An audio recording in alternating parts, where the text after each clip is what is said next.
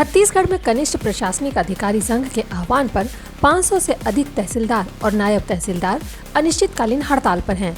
इसके चलते प्रदेश भर की तहसीलों में राजस्व अदालतें जमीनों का सीमांकन, नामांतरण, रजिस्ट्री और आय जाति प्रमाण पत्र बनाने जैसे सभी महत्वपूर्ण सरकारी कामकाज पूरी तरह से ठप हो गए हैं। यह पूरा मामला सरगुजा जिले के सीतापुर विधानसभा क्षेत्र के राजपुर उप तहसील में हुआ। आरोप है कि भाजपा विधायक रामकुमार टोप्पो और उनके समर्थकों ने नायब तहसीलदार तुषार मानिकपुरी के साथ मारपीट और बदसलूकी की। पीड़ित अधिकारी ने सच्चाई सामने लाने के लिए खुद का और विधायक का नार्को टेस्ट कराने की मांग की है। इस घटना के खिलाफ पुलिस ने दोनों पक्षों की शिकायतों पर क्रॉस एफआईआर दर्ज की है।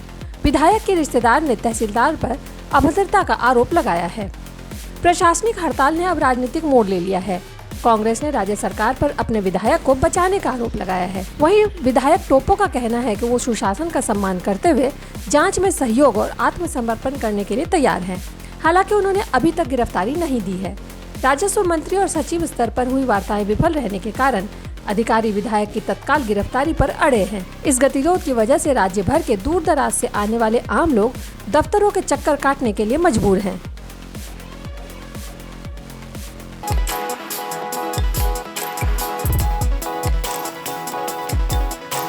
छत्तीसगढ़ में खरीफ सीजन शुरू होते ही डीएपी खाद का गंभीर संकट खड़ा हो गया है। इस मुद्दे पर कांग्रेस ने राज्य की साई सरकार पर तीखा हमला बोला है। कांग्रेस प्रदेश अध्यक्ष दीपक बैज ने आरोप लगाया, सहकारी सोसाइटियों से खाद पूरी तरह से गायब है, जिससे किसान परेशान हैं। विपक्ष का दावा है कि सरकार जानबूझकर सोसाइटियों में कृत्रिम किल्लत पैदा कर रही है ताकि निजी दुकानदारों को फायदा पहुँचाया जा सके। प्रदेश कांग्रेस ने अपने एक्स हैंडल पर एक अखबार की पोस्ट के साथ मुख्यमंत्री से सवाल पूछा है कि आखिर किसे लाभ पहुंचाने के लिए छत्तीसगढ़ सरकार किसानों को निजी व्यापारियों से खाद खरीदने के लिए मजबूर कर रही है। कांग्रेस का आरोप है कि बाजार में 1350 की डीएपी की बोरी 2000 से 2500 रुपए तक की ऊंची कीमतों पर ब्लैक में बेची जा रही है। दूसरी ओर मुख्यमंत्री विष्णुदेव साय ने माना है कि वैश्विक संकट के कारण डीएपी की आपूर्ति प्रभावित हुई है, लेकिन उन्होंने किसानों को आश्वस्त किया है कि सरकार के पास नैनो डीएपी जैसे पर्याप्त विकल्प मौजूद हैं। प्रशासन ने कालाबाजारी रोकने के लिए निजी कृषि केंद्रों पर छापेमारी शुरू कर दी है, जहां अवैध भंडारण और अधिक दाम वसूलने वाले डीलरों के लाइसेंस निलंबित किए जा रहे हैं।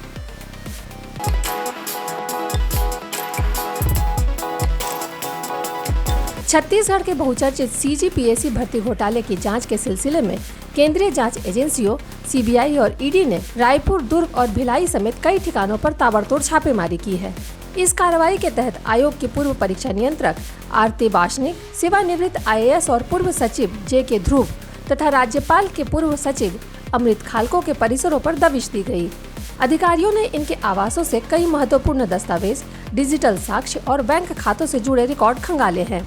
यह पूरा घोटाला वर्ष 2020 से 2022 के बीच आयोजित राज्य सेवा परीक्षाओं में कथित भाई भतीजावाद, पेपर लीक और नियमों में हेरफेर से जुड़ा है।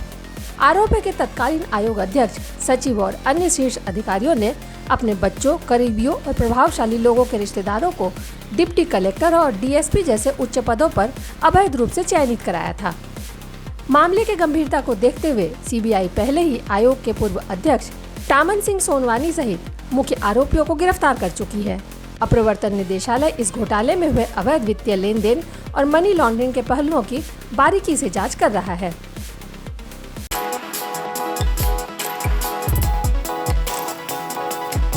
छत्तीसगढ़ प्रीमियर लीग के तीसरे सीजन का आगाज बुधवार 3 जून से रायपुर के शहीद वीर नारायण सिंह अंतर्राष्ट्रीय क्रिकेट स्टेडियम में हो रहा है, जो अगले 12 दिनों तक चलेगा। लीग का उद्घाटन मुकाबला रायपुर राइनोज और राजनांदगांव पैंथर्स के बीच खेला जाएगा। इस भव्य उद्घाटन समारोह को और अधिक आकर्षक बनाने के लिए मशहूर बॉलीवुड अभिनेत्री मौनी राय परफॉर्म करेंगी। इस T20 क्रिकेट टूर्नामेंट में कुल 6 टीमें Raipur Rhinos, Rajnandgaon Panthers, Bilaspur Titans, Bastar Buffaloes, Surguja Tigers और रायगढ़ लायंस हिस्सा ले रही है।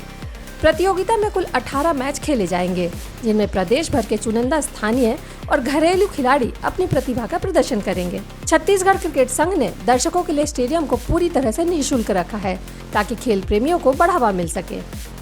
मुख्यमंत्री और खेल मंत्री सहित कई गणमान्य नागरिक इस उद्घाटन के साक्षी बनेंगे।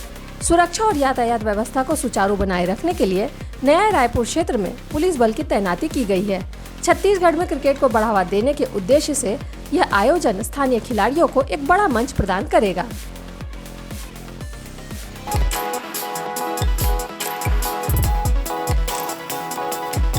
छत्तीसगढ़ के दंतेवाड़ा जिले में चंदेनार साप्ताहिक हाट बाजार में आकाशीय बिजली गिरने से एक महिला की मौत हो गई, जबकि 11 अन्य ग्रामीण घायल हो गए।